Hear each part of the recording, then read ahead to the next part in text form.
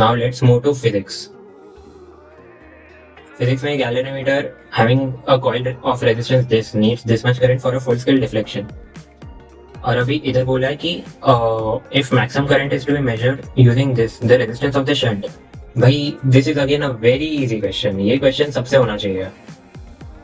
इसमें बस शंट की अगर तुम सर्किट बना पाए ठीक से, ये क्वेश्चन इंस्टेंटली खत्म हो गया तुम्हारा।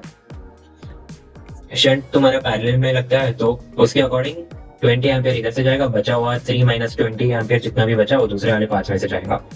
हो गया क्वेश्चन खत्म। Question number 27। A ball having a certain kinetic energy is projected. What will be the kinetic energy at the highest angle?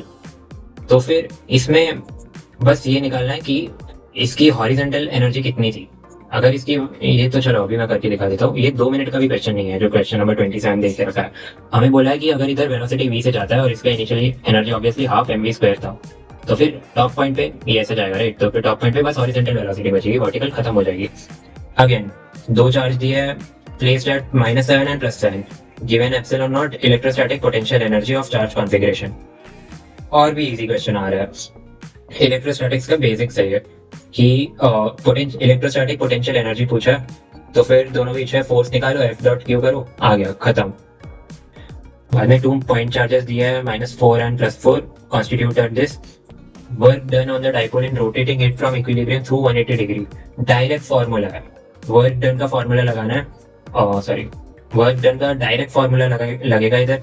2a की वैल्यू 18 सेंटीमीटर दे रखी है, इसको लिख दो 0.18 मीटर, और यहाँ पे यूनिफॉर्म इलेक्ट्रिक फील्ड देके रखा है। डाइपोल मोमेंट निकालो, खत्म क्वेश्चन।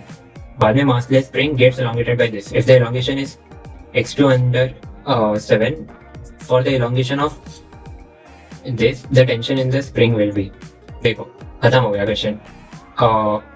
जब एलोंगेशन 5 टाइम्स चाहिए, x1 की जगह पे 5x1 चाहिए, फोर्स टेंशन 5 टाइम्स बढ़ा दो।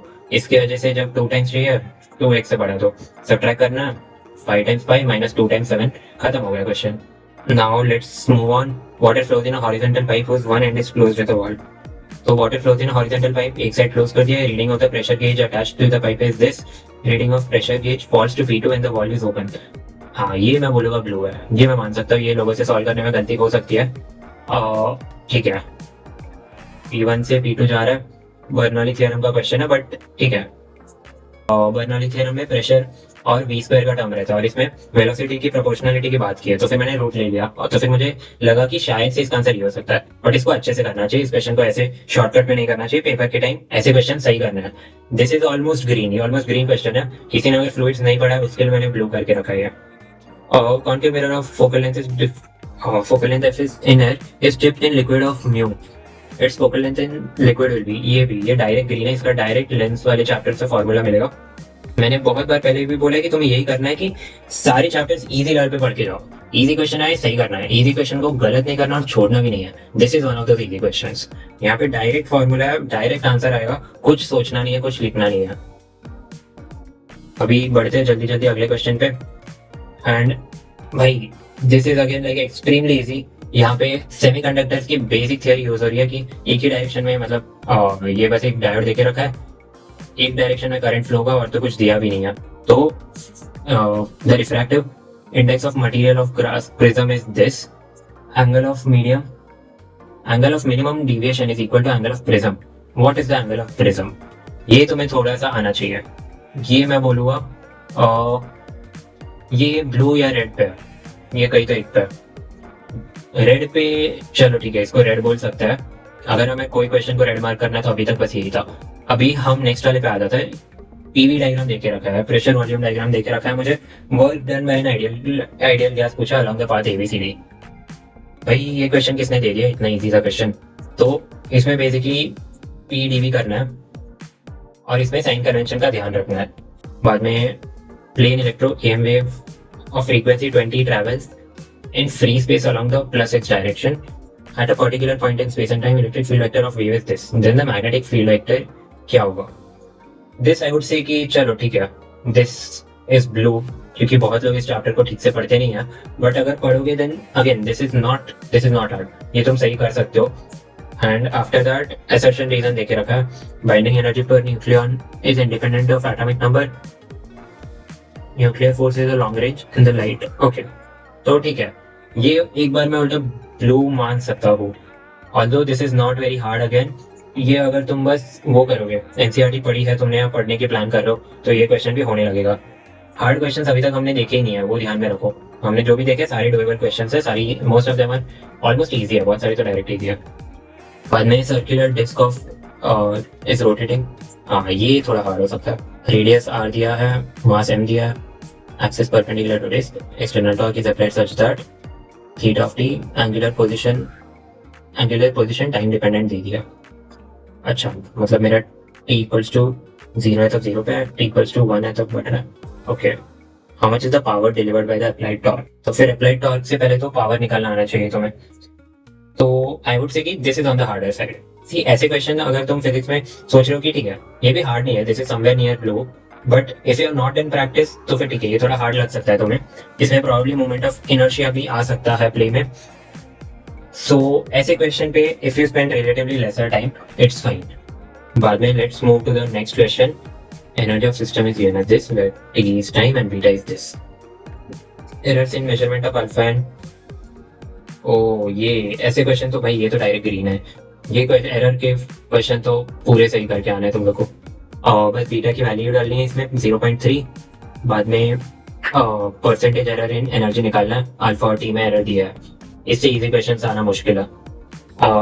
भाई ये भी डायरेक्ट ग्रीन है, ऐसे क्वेश्चन तो गलती से गलत मत करके आना।